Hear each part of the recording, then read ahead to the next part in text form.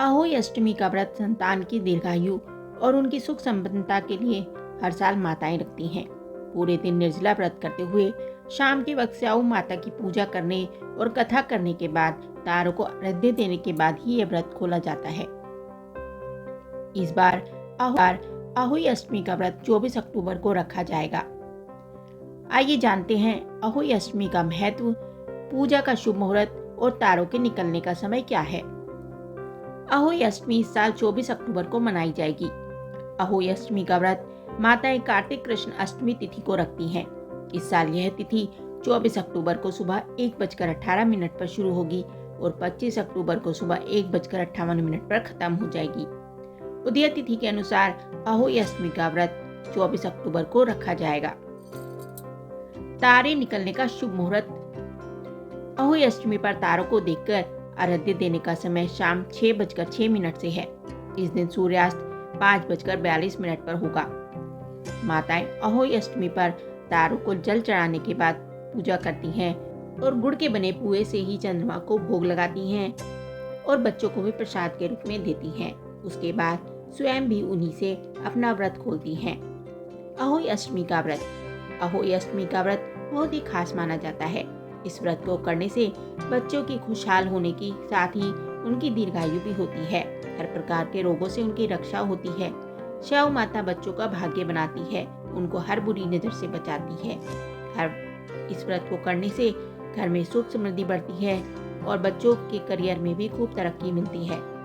यह व्रत सूर्योदय से लेकर सूर्यास्त तक रखा जाता है और तारों को जल देने के बाद ही व्रत का पारण किया जाता है। बोलो अहोई माता की जय। अहोई माता की जय।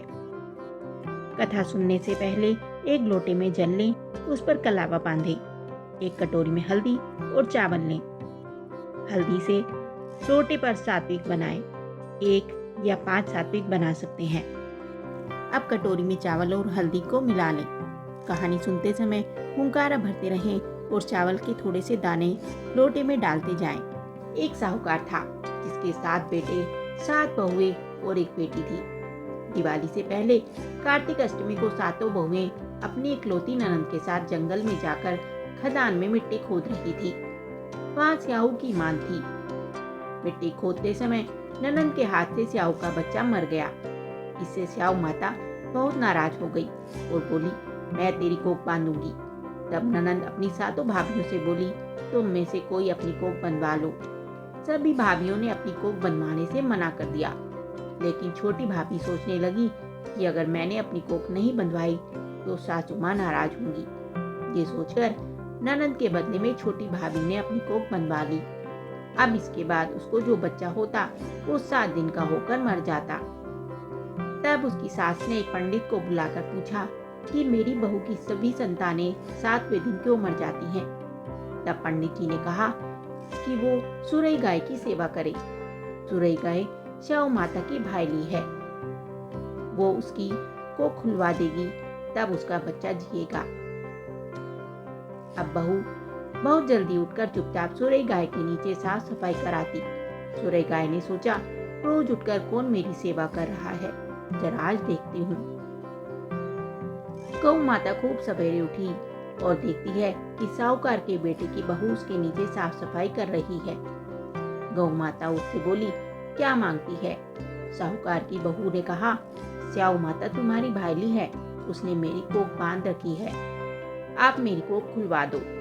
गौ माता ने कहा, अच्छा ठीक है। अब तो गौ माता 7 समुंदर पार साहूकार की बहू को अपनी भाईली के पास लेकर चल पड़ी। रास्ते में बहुत धूप थी, सो वह दोनों एक पेड़ के नीचे बैठ गई। थोड़ी देर में एक सांप आया। उसी पेड़ पर गरुड़ पंखनी का एक बच्चा था। सांप उसको डसने लगा। तब साहूकार की बहू ने सांप मारकर ढाल के नीचे दबा दिया और बच्चे को बचा लिया। थोड़ी देर में गरुड़ पंखनी आई तो वहां खून खून देखकर साहूकार की बहू को चोंच मारने लगी। तब साहूकार की बहू बोली, मैंने तेरे बच्चे को नहीं मारा, बल्कि सांप तेरे बच्चे को डसने आया था। मैंने तो उससे तेरे बच्चे की रक्षा की है। ये सुनकर गरुड़ पंखनी बोली, मांग तू क्या मांगती है। वो बोली, 7 समंदर पार स्याऊ माता रहती है, हमें तू उसके पास पहुंचा दे। तब गरुड़ पंखनी ने दोनों को अपनी पीठ पर बैठाकर स्याऊ माता के पास पहुंचा दिया। स्याऊ माता उनको देखकर बोली, आप बहन बहुत दिनों में आई है। फिर कहने लगी, बहन मेरे सर में जुएं पड़ गई हैं। तब सुरही के कहने पर साहूकार की बहू ने उसकी सारी जुएं निकाल दी। इस पर स्याऊ माता प्रसन्न होकर बोली, तूने मेरे सर में बहुत सिलाई घेरी है, इसलिए तेरे 7 बेटे और 7 बहू होंगी। वो बोली, मेरे तो एक भी बेटा नहीं, 7 बेटे कहाँ से होंगे। स्याऊ माता बोली, वचन दिया है। तब साहूकार की बहू बोली, मेरी कोख तो तुम्हारे पास बंद पड़ी है। ये सुन स्याऊ माता बोली, तूने तो मुझे ठग लिया। या तेरे घर पर तुझे 7 बहुएं मिलेंगी। तू जाकर उजमन करियो, 7 अहोई बनाकर 7 कढ़ाई करियो। वो लौटकर घर आई तो वहाँ देखा कि 7 बेटे 7 बहुएं बैठी हैं। वो खुश हो गई। उसने 7 अहोई बनाई, 7 उजमन किए और 7 कढ़ाई करी।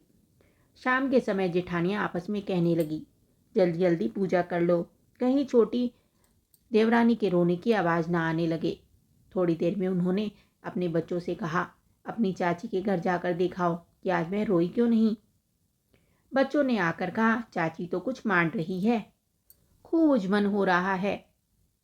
यह सुनते ही जेठानियाँ दौड़ी दौड़ी वहाँ आई और आकर कहने लगी कि तूने कोख कैसे खुलवाई। वो बोली, तुमने तो कोख बनवाई नहीं, सो मैंने कोख बनवा ली थी। अब स्याऊ माता ने कृपा करके मेरी कोख खोल दी है। हे स्याऊ माता, जिस प्रकार उस साहूकार की बहू की कोख खोली, उसी प्रकार हमारी भी कोख खोलना। आप सभी को अहोई अष्टमी की हार्दिक शुभकामनाएं। ये कथा आपको कैसी लगी हमें कमेंट करके ज़रूर बताएं। साथ ही वीडियो को लाइक करें, चैनल को सब्सक्राइब करें। धन्यवाद।